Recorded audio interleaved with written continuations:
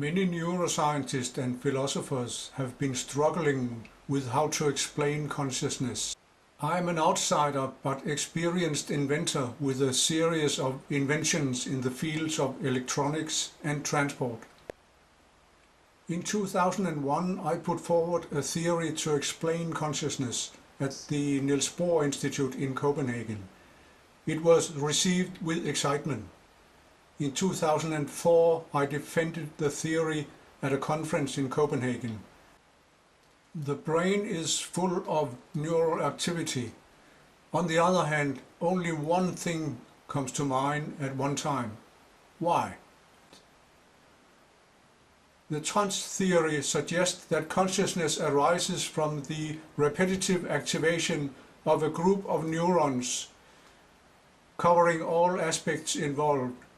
This process can occur if a so-called generator loop is activated. The neuron is like an amplifier. It sends impulses from sensory inputs to different parts of the brain. The neuron can be excited or inhibited via synaptic connections. Like an audio amplifier, it can be turned up or down. An audio amplifier works without being noticed most of the time. However, if the amplification is turned up too much, the system will begin creating sound on its own. It has become a generator of sound. The quality of the sound depends on all the involved factors: the microphone, the amplifier, the loudspeaker, and the surroundings.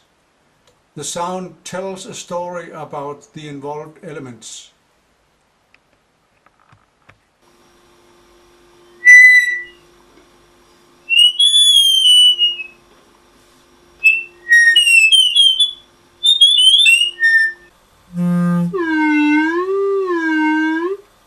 A group of connected neurons can also create neural activity on its own.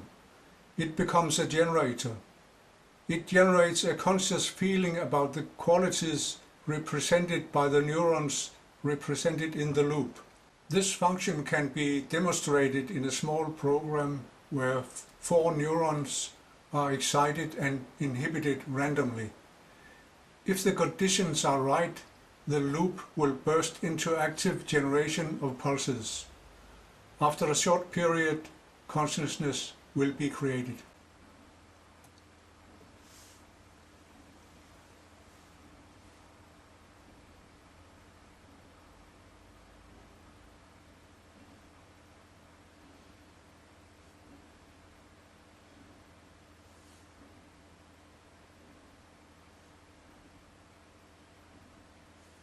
The famous example with a visual stimulus, which can be seen in 2 ways, 2 faces or a vase, can be explained by the trans theory. A simple program can demonstrate this function.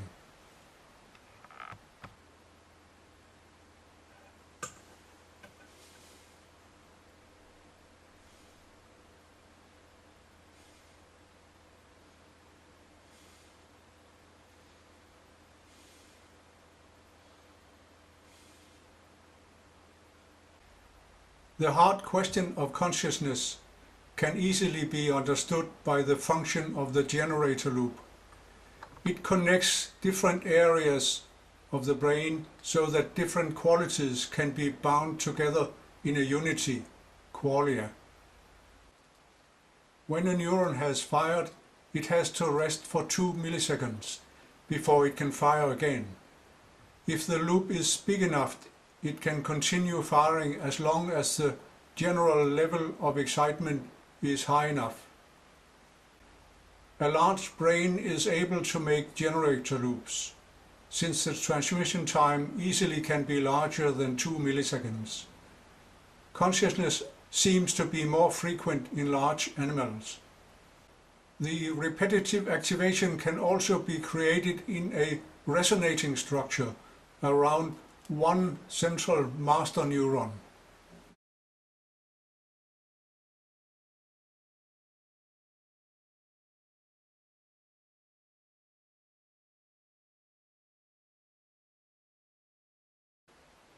When a sine wave is sent to a loudspeaker as just one wave, it doesn't sound like a tone. Only when repeated waves are sent to the loudspeaker, we hear a tone. In the same way, one loop initiation doesn't create the conscious feeling. It takes a number of repetitive activations of the loop. This can explain the 500 milliseconds delay observed by Libet.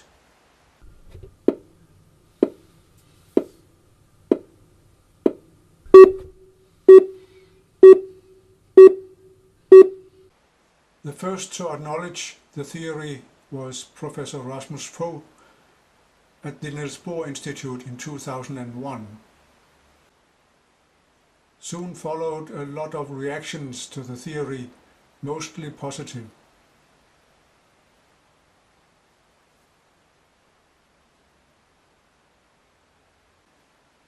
It is possible to prove the theory. If a brain is activated 3 or more places in a sequence, it should be possible to invoke a conscious feeling in the person. The reverse must also be possible. If a conscious thought can create a sequence of pulses in a number of electrodes, it will make the trans theory more probable. This activation might be possible without opening the skull using focused ultrasonic impulses. In conclusion, I think the trans theory is a theory worth testing, since it addresses most of the unresolved aspects of the nature of consciousness.